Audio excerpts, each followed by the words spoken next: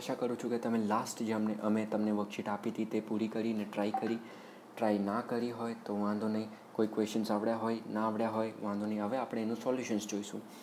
તો પહેલો સવાલ હતો આપણો કે જો કોઈ બોટ સતત ગતિએ આગળ વધી રહી હોય તો એનાથી આપણે શું ધારી શકીએ છીએ? માની લો આપણે બોટ છે, boat constant same velocity, okay, constant velocity છે, સતત ગતિ છે, ઠીક છે. તો સતત ગતિથી આગળ વધી રહી હોય તો આપણે શું ધારી શકીએ કે એક તો આપણે જોઈએ છે કે ફોર્સ, એની ઉપર બળ કોઈ ના લાગતો હોય, ઠીક છે. કોઈ અગર બળ લાગતો હોય, માની લો આપણી આ બોટ છે, ઠીક છે, આ બોટ છે, તો આપણે અહીંયાથી અગર આપણે બળ લગાડીએ અહીંયા આગળથી, તો બળ લગાડે તો એની ગતિ સતત ના રહે, એની કોન્સ્ટન્ટ ગતિ ના રહે, એની ગતિ વધતી જાય એની ગતિ. અને અગર બોટ અગર આમ જતી હોય અને આપણે અહીંયાથી બળ લગાડીએ તો એની ગતિ ઓછી થતી જાય, ઠીક છે, એની સ્પીડ ઓછી થતી જાય અને આખરે આવીને એક પોઝિશન પર આવીને ઊભી રહી જાય. અને બીજું આવે છે કે બોયન્સી ફોર્સ, ઠીક છે, બોયન્ટ ફોર્સ. તો બોયન્ટ ફોર્સ આપણે શું જોઈએ છે કે અગર જેટલું વજન નીચે હોય, પાણી છે, ઠીક છે, જેટલું વજન એનું જે વજન હોય વસ્તુનું જેટલું વજન હોય એટલું જ બળ એની ઉપર લાગે છે, પાણી લગાડે છે, ઠીક છે. તો એ બોયન્ટ ફોર્સ આપણે ગણીએ છીએ, FB લખીએ છીએ નાનું આમ FB, ઠીક છે. તો સતત ગતિએ ચાલતું હોય, માની લો કે આપણે આની અંદર બોયન્ટ ફોર્સને ના ગણીએ, ઠીક છે, કેમ કે જ્યારે સ્પીડ બોટ ચાલતી હોય છે સ્પીડની અંદર ત્યારે ઉપર નીચે પણ થાય છે, બરાબર. તો એ બોયન્ટ ફોર્સ ઉપર નીચે વધઘટ થાય છે, પણ એને આપણે ઇગ્નોર કર્યા કેસની અંદર. માની લઈએ કે બોટ ઉપર નીચે નથી થતી, પાણી એકદમ સપાટ છે, એકદમ સ્થિર પાણી છે અને આપણે એ કેસ જોઈ રહ્યા છે. તો એ કેસ જોતા વખતે આપણે જોઈએ કે બોટ સતત ગતિએ ચાલતી હોય તો આપણે જોયું કે કોઈ બળ ના લાગવું જોઈએ, ઠીક છે. તો કોઈ બળ એટલે ઉપર નીચે આગળ પાછળ બધા બળનો સરવાળો 0 થવો જોઈએ. એટલે સમેશન ઓફ ફોર્સ એટલે સરવાળો ફોર્સનો બરાબર બળનો 0 થવો જોઈએ. તેમાંથી આપણો ઓપ્શન કયો છે? આપણો ઓપ્શન છે ચોથો. આગળ વધીએ બીજા ક્વેશ્ચન પર. આ એનો ઇંગ્લિશમાં અનુવાદ છે. હવે આપણે જોઈએ ગુજરાતીમાં. જ્યારે શરીર સ્થિર હોય ત્યારે શું માની શકીએ છીએ આપણે? ઠીક છે. તો જ્યારે શરીર સ્થિર હોય છે તો આપણે એવું માની શકીએ છીએ કે એની ઉપર કોઈ બળ નથી લાગી રહ્યું, ઠીક છે. ના આ બાજુથી, ના આ બાજુથી, ના આ બાજુથી, ના આ બાજુથી કોઈ પણ રીતે બળ નથી લાગી રહ્યું. કાં તો આપણે એવું પણ કહી શકીએ છીએ કે summation of force is equal to 0. ખબર પડી?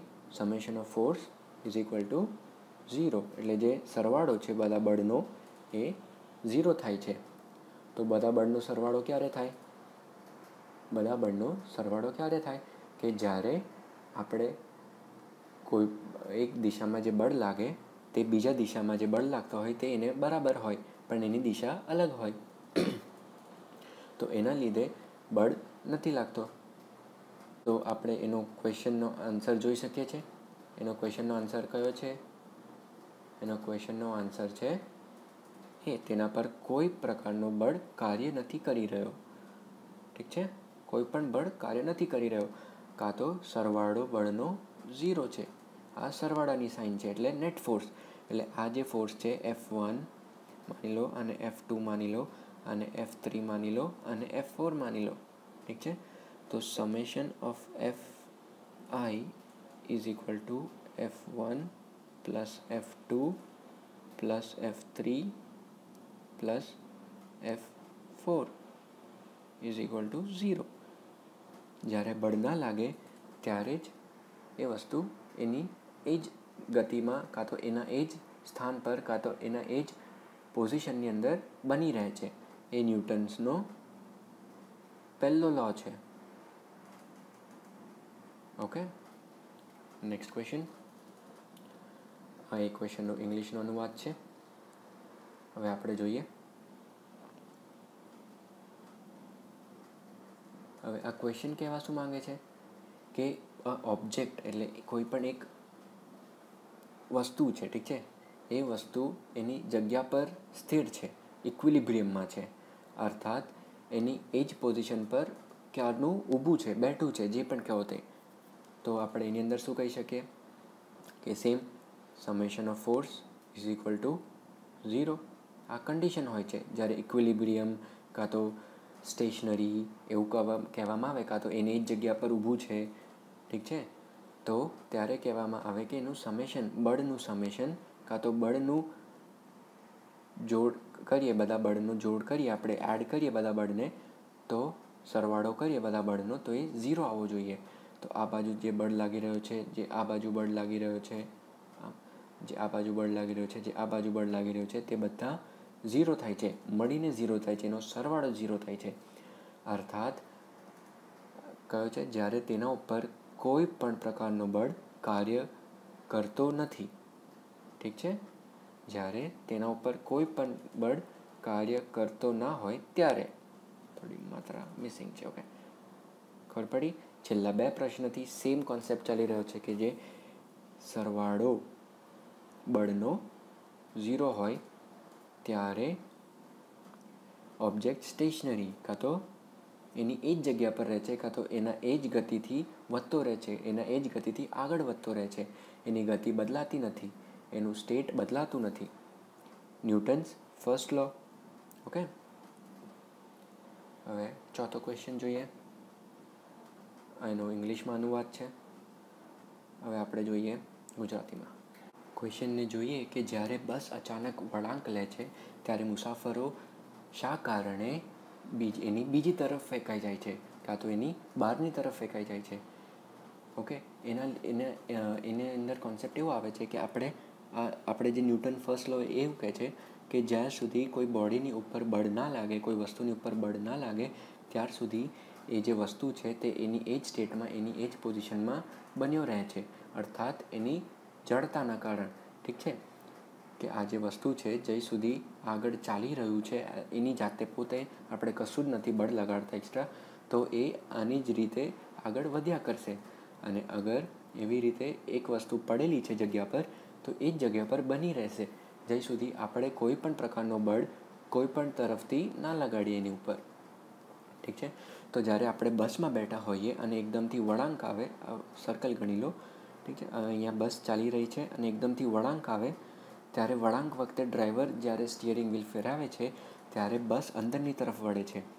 તો બસ જ્યારે અંદરની તરફ વળે ત્યારે એની ઉપર ફોર્સ બહારની તરફ લાગે, બળ બહારની તરફ લાગી રહ્યું હોય છે. તો આપણે એવું જોઈએ છે કે માણસો જે બેઠા હોય, મુસાફરો જે બેઠા હોય, એની ઉપર બહારની તરફ બળ લાગે, બધાની ઉપર બહારની તરફ બળ લાગે, અને બહારની તરફ બળ લાગવાના કારણે અને માણસો જે આપણે મુસાફરો હોય છે એના જડતાના કારણે, અર્થાત ઇનર્શિયાના કારણે એ બહારની તરફ ફેંકાઈ જાય છે. પડી ખબર? ચાલો નેક્સ્ટ ક્વેશ્ચન જોઈએ.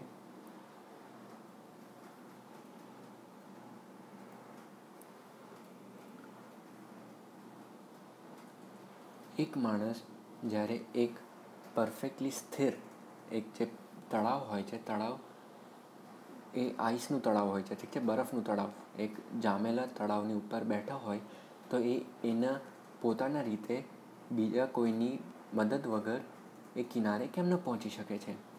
Every action as an equal and opposite reaction. આ ન્યૂટનનું થર્ડ લો છે. તો આપણે જે પણ દિશામાં આપણે બળ લગાડીએ છીએ તેની બરાબર ઓપોઝિટ દિશામાં, તેની ઊંધી દિશાની અંદર આપણને સેમ બળ મળે છે. આ ન્યૂટનનું થર્ડ લો છે, ઠીક છે. તો એ પ્રમાણે આપણે અગર આઈસ પર બેઠા હોઈએ, માણસ અહીંયા બેઠો હોય આઈસ પર, બરફ પર, તો એને અહીંયા આ બાજુ કિનારે જવું હોય તો એને આ બાજુ બળ લગાડવું પડે.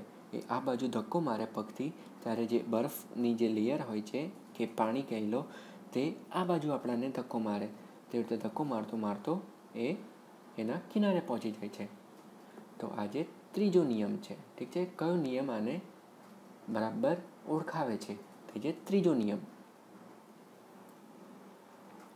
હવે આ ક્વેશ્ચન જોઈએ. આ ક્વેશ્ચનની અંદર એવું કહેવા માંગે છે કે આપણે આની અંદર જોઈએ છે કે આપણને ડેટા આપેલો છે સમયનો અને એની પોઝિશનનો, અર્થાત એની જગ્યાનો. તો આપણે જોવા જઈએ કે આમાંથી શું આપણે ઇન્ફર કરી શકીએ છીએ, શું સમજી શકીએ છીએ આ ડેટામાંથી, કે એનું યુનિફોર્મ પ્રવેગ છે કે નોન યુનિફોર્મ પ્રવેગ છે કે નોન યુનિફોર્મ વેગ છે. તો આપણે આનો આ પ્રવેગ છે, ઠીક છે, આ પ્રવેગ છે, આ પ્રવેગ છે. તો હવે આપણે આની અંદર શું કરીશું કે આપણે પહેલું વેલોસિટી કાઢીશું. વેલોસિટી અર્થાત ગતિ કાઢીશું. આમાં ગતિ કાઢીએ, વેગ કાઢો કે ગતિ કાઢો, ઠીક છે, બંને બરાબર છે કેમ કે આની અંદર દિશા આપણને આપેલી નથી. આપણે તો સમજીએ છીએ કે વેગ અને ગતિની અંદર ફરક શું છે, બરાબર ને. તો આપણે પહેલાંની ગતિ કાઢીએ. ગતિ શું હોય છે? v = x/t, ઠીક છે. તો દેટ ઇઝ -2/1, કેમ કે આપણે 0 સેકન્ડથી 1 સેકન્ડની વચ્ચેની ગતિ કાઢવાની છે. તો આનો ટાઈમ ઇન્ટરવલ શું થશે? ટાઈમ શું થશે? 1 સેકન્ડ થશે, ઠીક છે. 1 સેકન્ડમાં અહીંયા છે તો -2 આવવાનું. હવે બીજાનું કાઢીએ, એ છે 1 થી 2 સેકન્ડની અંદર. એમાં પણ ટાઈમ કેટલો છે? 1 સેકન્ડ છે. અને ડિસ્ટન્સ એટલે ડિસ્ટન્સ શું આપેલું છે આપણને? 6 આપેલું છે. તો આની વેલોસિટી 6 છે. હવે ત્રીજામાં કાઢીએ તો આમાં ટાઈમ પણ પાછો 1 જ સેકન્ડનો છે, પણ આનું ડિસ્ટન્સ છે 10 મીટર, ઠીક છે. 16 - 6 તો 10 મીટર પ્રતિ સેકન્ડ. તો આમાં જોઈ રહ્યા છે કે આમાં ગતિ વધી રહી છે, ઠીક છે. આમાં ગતિ વધી રહી છે. પહેલાં -2, 6 ને પછી 10. ગતિ વધી રહી છે અર્થાત એને કોઈ બળ આપી રહ્યું છે. બળ આપી રહ્યું છે તો અર્થાત એની પાસે પ્રવેગ છે. તો પ્રવેગ છે તો આ મોશન કેવું થયું? નોન યુનિફોર્મ થયું, બરાબર નથી, યુનિફોર્મ નથી. તો આ નોન યુનિફોર્મ અને એને પ્રવેગ છે. આની પાસે એક્સેલરેશન છે. આગળ વધીએ આપણે.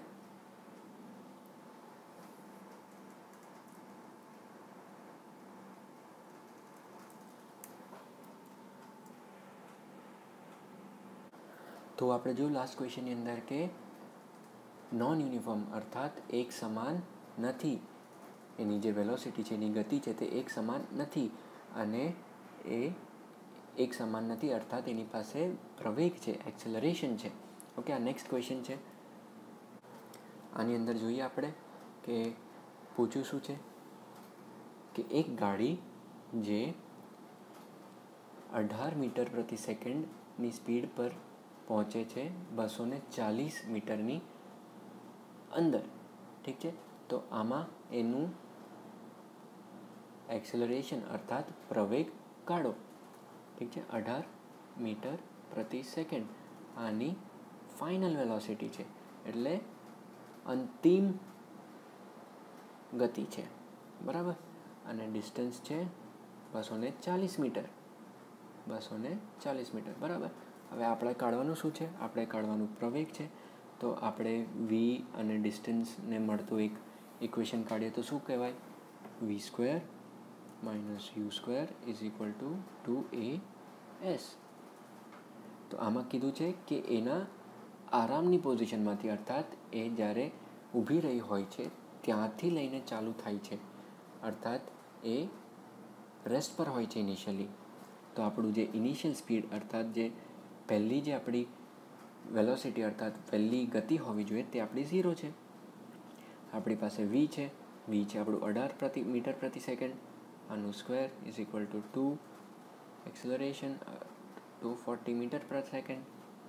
તો આપણે કાઢીએ તો આ થાય 324 = 480 એક્સેલરેશન, અર્થાત એનું જે પ્રવેગ નીકળશે તે નીકળશે 0.68. આનું એકમ શું હશે? મીટર પ્રતિ સેકન્ડ સ્ક્વેર. તો આનો આન્સર કયો છે? આનો આન્સર આવે છે બી. આ તદ્દન ફોર્મ્યુલા બેઝડ ક્વેશ્ચન હતો. આનું તમને સૂત્ર આવડતું હશે તો તમે આરામથી કરી શકશો, બરાબર. હવે આ ક્વેશ્ચનમાં એવું કહેવા માંગે છે કે એક બોલ એક ટાવરની ઉપરથી જેની હાઇટ h છે તેનાથી છોડ્યો છે આપણે. હવે ટાવરને, આ ટાવર છે, ઠીક છે. આ ટાવર છે એની હાઇટ છે h મીટર્સ, અને એને બોલને નીચે પડવામાં કુલ સમય લાગે છે T. અને એવું પૂછ્યું છે કે બોલ ક્યાં ગળી છે? ટાવરની નીચેથી, એટલે જે ગ્રાઉન્ડ છે આ ગ્રાઉન્ડ પરથી, ધરતીની ઉપરથી એનું ડિસ્ટન્સ કેટલું છે જ્યારે ટાઈમ t/3 સેકન્ડ્સ હોય છે. આની અંદર આપણે જોઈએ છે કે s ઇઝ ઇક્વલ ટુ, આ સૂત્ર આવે છે ut plus half a t square. t એટલે સમય, u એટલે ગતિ, a એટલે પ્રવેગ, s એટલે આપણું ડિસ્ટન્સ અર્થાત લંબાઈ. તો આની અંદર આપણને ખબર છે કે at t is equal to capital T, એ s 0 હોય છે, આપણું s આપણું h હોય છે, આવાળું જે છે તે h હોય છે, 0ની h હોય છે, અને u 0 થઈ જાય છે કેમ કે આપણે ઓલરેડી એને ઉપરથી છોડીએ છીએ, આપણે એને ધક્કો નથી આલતા, એટલે u પહેલેથી 0 હોય છે, એટલે આ તો ગયું 0. તો હવે બચ્યું કેટલું કે આપણે ફાઇન્ડ કરવાનું છે એસને. તો s ઇઝ ઇક્વલ ટુ, આ તો 0 છે, તો હાફ એ શું આવશે આપણું એક્સેલરેશન, પ્રવેગ શું આવશે, પ્રવેગ આવશે આપણું g, ગ્રેવિટી. ઠીક છે, ગ્રેવિટીનું પ્રવેગ, તો g ઇન્ટુ ટાઈમ. ટાઈમ આપણને આપેલો છે t/3 સ્ક્વેર. તો આને આપણે સોલ્વ કરીએ તો આ બને s ઇઝ ઇક્વલ ટુ, જીની આપણને વેલ્યુ ખબર છે 9.8, 9.8 t સ્ક્વેર ડિવાઇડેડ બાય 18. હવે આ મળ્યું આપણને ઉપરથી ડિસ્ટન્સ મળ્યું, આ જે ડિસ્ટન્સ છે તે આપણને ઉપરથી મળ્યું. હવે આપણને પૂછ્યું શું છે કે ધરતી જમીન પરથી ડિસ્ટન્સ કેટલું હોય જ્યારે ટાઈમ t/3 હોય છે. તો ત્યારે આપણે શું કરીશું, h માઇનસ આન્સર શું આવ્યો હતો આપણો, આન્સર આવશે h/9. ઠીક છે, તો આ થશે આપણું આન્સર 8h/9. તો જમીનથી 8h/9 મીટર, આપણો આન્સર સી છે. આ પણ સૂત્ર બેઝડ હતું, આખું ફોર્મ્યુલા બેઝડ આન્સર હતો. તો આ સૂત્ર અગર આપણને આવડતો હશે તો આપણે આરામથી આને સોલ્વ કરી શકીશું. બરાબર. હવે આપણે નેક્સ્ટ ક્વેશ્ચન પર જઈએ. હવે આપણને આપેલું છે, કંઈક ફીચર્સ આપેલા છે, કંઈક આપણે એના ગુણ આપેલા છે, એ ગુણ પરથી આપણે ઓળખવાનું છે કે આ વસ્તુ શું આપેલી છે. બરાબર. તો આપણને ગુણ આપેલા છે કે તેની જે એકમ છે તે છે કિલોગ્રામ મીટર પ્રતિ સેકન્ડ. કિલોગ્રામ મીટર પ્રતિ સેકન્ડ એ આપણને એકમ આપેલી છે. તો એ એકમ શેની એકમ હોય છે તે આપણે જોઈશું. એકમ હોય છે મીટર પ્રતિ સેકન્ડ. શેની એકમ હોય છે, વેલોસિટીની અર્થાત ગતિની. અને કિલોગ્રામ શેની એકમ હોય છે, માસની અર્થાત વજનની. તો આપણને એક સૂત્ર ખબર છે કે p is equal two mv. આ બંનેને મલ્ટીપ્લાય કરીએ આપણે ત્યારે આપણને આ એકમ મળી રહી છે. ઠીક છે, અને આમાં કહેવામાં આવ્યું છે કે એની જે દિશા છે તે વેગની દિશાની બરાબર છે. અગર કોઈ બોડી છે, બોડી અગર કોઈ વેગથી ચાલી રહી છે, કોઈ ગતિથી આગળ વધી રહી છે એક દિશામાં, અર્થાત એની પાસે વેગ છે, તો આની જે દિશા છે, આ જે વસ્તુ જેને ઓળખવાની છે એની જે દિશા છે તે દિશા બરાબર છે આપણા વેગની દિશાને. તો એ પ્રોપર્ટી હોય છે વેગ માત્રાની અર્થાત મોમેન્ટમની. મોમેન્ટમ અર્થાત વેગ માત્રા, કાં તો એને આપણે જડતા પણ કહી શકીએ છીએ. તો મોમેન્ટમ હોય છે, એની એકમ હોય છે કિલોગ્રામ મીટર પ્રતિ સેકન્ડ. આપણને એનું સૂત્ર પણ ખબર છે કે p is equal two m into v. બરાબર. આગળ વધીએ. આ ક્વેશ્ચનમાં કહેવામાં આવ્યું છે કે સમાનાંતર ચક્રકાર ગતિ શું હોય છે. ઠીક છે, સમાનાંતર ચક્રકાર ગતિ. તો એની અંદર આપણે જોઈ શકીએ છીએ કે ચક્રકાર ગતિ શું હોય કે જ્યારે કોઈ વસ્તુ કોઈ એક ફિક્સ્ડ પોઈન્ટની ઇર્દ ગિર્દ ફરી રહી હોય છે એક કોન્સ્ટન્ટ ડિસ્ટન્સ, એક કોન્સ્ટન્ટ લંબાઈના અંતરે, તો એને સમાનાંતર ચક્રકાર ગતિ અર્થાત યુનિફોર્મ સર્ક્યુલર મોશન કહેવાય છે. આપણે અગર પથ્થરને એક દોરડીથી બાંધી લઈએ અને આપણા હાથમાં પકડીને ગોલ ગોલ ફેરવીએ તો એ પણ સમાંતર ચક્રકાર ગતિ કહેવાય, અર્થાત યુનિફોર્મ સર્ક્યુલર મોશન કહેવાય. તો યુનિફોર્મ સર્ક્યુલર મોશનની અંદર શું થાય છે કે જે ગતિ છે, ઠીક છે, તે કોન્સ્ટન્ટ હોય છે. આની અંદર જે આમ ફરતો હોય છે તે ગતિ બરાબર હોય છે, પણ એનું જે વેગ છે તે બદલતું રહે છે હંમેશા. વેગ શું હોય છે કે વેગ હોય છે ગતિ વિથ ઇટ્સ દિશા, અર્થાત ગતિની સાથે દિશા હોય છે કે આ ગતિ આ દિશાની અંદર આ ગતિ છે તો એને કહેવાય વેગ કહેવાય. બરાબર. તો આ પોઈન્ટ પર આની દિશા આ બાજુ છે, આ પોઈન્ટ પર આની દિશા આ બાજુ છે. અગર આપણે આને આમ ગોલ ગોલ ફેરવીએ છીએ તો આ પોઈન્ટ પર આની દિશા આ બાજુ છે. તો સમાંતર ચક્રકાર ગતિની અંદર આપણે જોઈએ તો આની જે ગતિ હોય છે તે સમાંતર હોય છે, યુનિફોર્મ હોય છે, પણ એનું જે વેગ હોય છે તે બદલતું રહે છે. તો આનો આન્સર કયો આવશે કે ગતિ જેમાં ઝડપ સતત રહે છે પરંતુ વેગની દિશા બદલાઈ રહી છે. તો આનો આન્સર બી છે.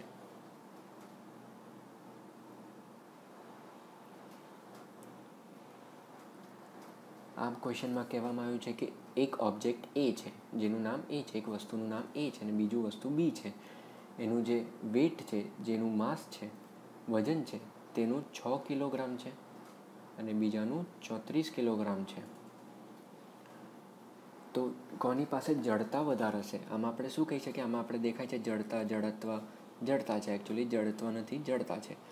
તો જડતા કોની પાસે વધારમાં આવે છે એવું કહેવા માંગે છે કે એની જડતા બી કરતાં વધારે છે, બીની જડતા એ કરતાં વધુ છે, કાં તો એ ને બેની જડતા બંને બરાબર છે, કાં તો બંનેમાંથી કોઈની પણ જડતા સમાન નથી. હવે આમાં આપણને ખબર છે કે જડતા કેટલું, કે જો કોઈ પણ ભારી માણસ હોય કાં તો ભારી વસ્તુ હોય તેને આપણે વધારે બળ આપવું પડે છે એને હલાવવા માટે. બરાબર. એને બળ આપણે વધારે આપવું પડે છે એને હલાવવા માટે, અર્થાત એની પાસે જડતા વધારે છે, એની જડતા વધારે છે. ઇનર્શિયા એટલે જડતા જે હોય છે, જે જડતા હોય છે તે ડાયરેક્ટલી પ્રપોર્શનલ ટુ માસ હોય છે, ડાયરેક્ટલી પ્રપોર્શનલ ટુ વજન. ઠીક છે. તો જેનું વજન વધારે એની જડતા વધારે. તો આમાં વજન બીનું વધારે છે તો બીની જડતા એ કરતાં વધુ છે. ખબર પડી? Next question. આમાં કહેવામાં આવ્યું છે કે rate of change of momentum of N object is proportional two. ઠીક છે. Rate of change of momentum એટલે શું છે કે એનું જે વેગ છે, વેગ વારંવાર બદલતું રહે તો એ શેના કારણે બદલે છે, એ શેનાથી ડાયરેક્ટલી પ્રપોર્શનલ છે, એનું એક ફેક્ટર કયું છે? તો આપણે જોઈએ છે કે dp/dt is directly proportional two force. આ એક સૂત્ર હોય છે. આ છે મોમેન્ટમ.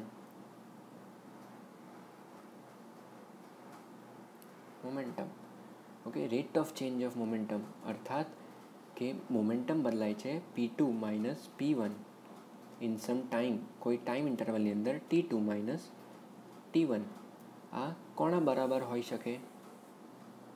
બળના બરાબર હોઈ શકે, કેમ કે જ્યારે બળ આપીએ ત્યારે જ આપણને વેગમાં ફરક પડે છે, ત્યારે જ એની જડતાને આપણે હટાવીને આપણે વેગ આપીએ છીએ, પ્રવેગ પણ આપીએ છીએ. અને જ્યારે એ જે વેગ છે બદલતી રહે છે, જડતા બદલતી રહે છે એક સમયની અંદર, ત્યારે એ બરાબર થાય છે, બળના બરાબર થાય છે. કોઈ એક કોન્સ્ટન્ટ અહીંયા આગળ આવશે, કેમ કે અહીંયા પ્રપોર્શનાલિટી પૂછી છે તો કોઈ એક કોન્સ્ટન્ટ આવશે. બરાબર. આ ન્યૂટન્સ સેકન્ડ લો છે. ન્યૂટનનો સેકન્ડ લો કહે છે કે rate of change of momentum અર્થાત p2 minus p1 upon t2 minus t1 is directly proportional two unbalanced force. એટલે બળ આપણે આપીએ છીએ ત્યારે જ એનું મોમેન્ટમ અર્થાત એનું સ્પીડ વધે છે, એની વેગ વધે છે.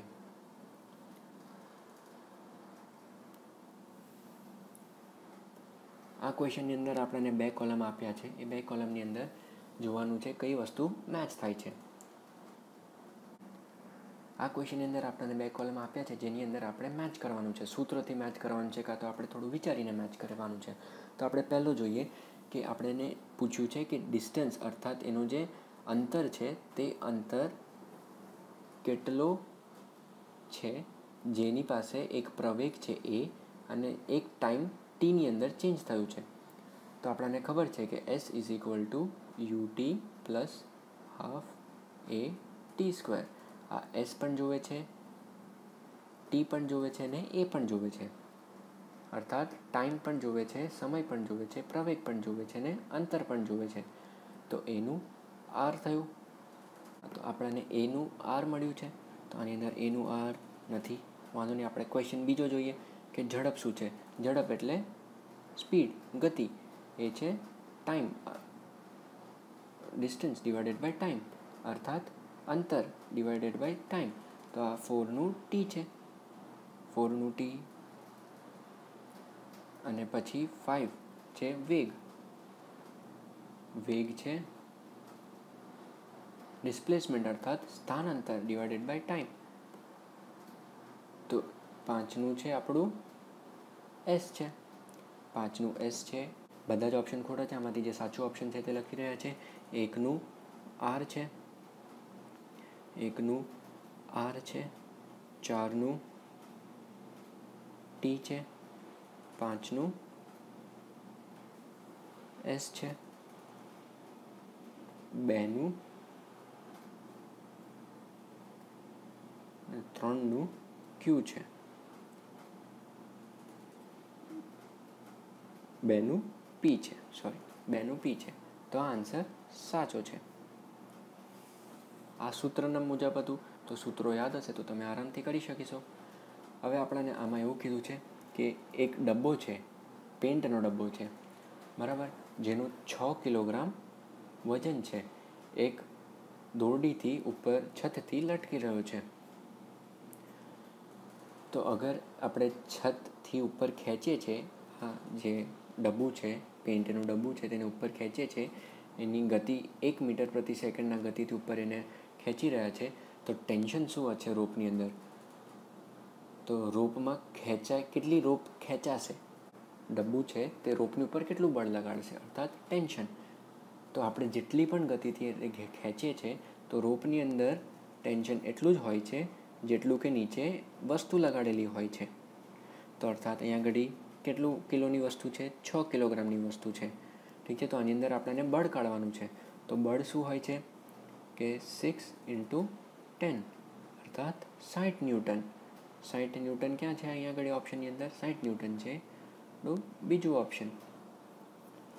ખબર પડી? જે દોરડી હોય છે, દોરડીને એટલું જ બળ મળે છે, એટલું જ બળ લગાડવું પડે છે અને ઉઠાવવા માટે જેટલું કે આનું વજન છે.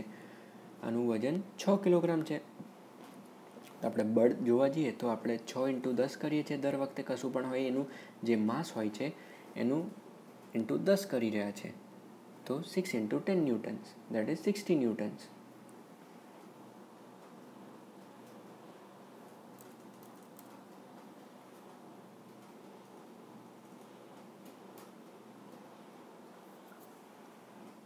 Next question.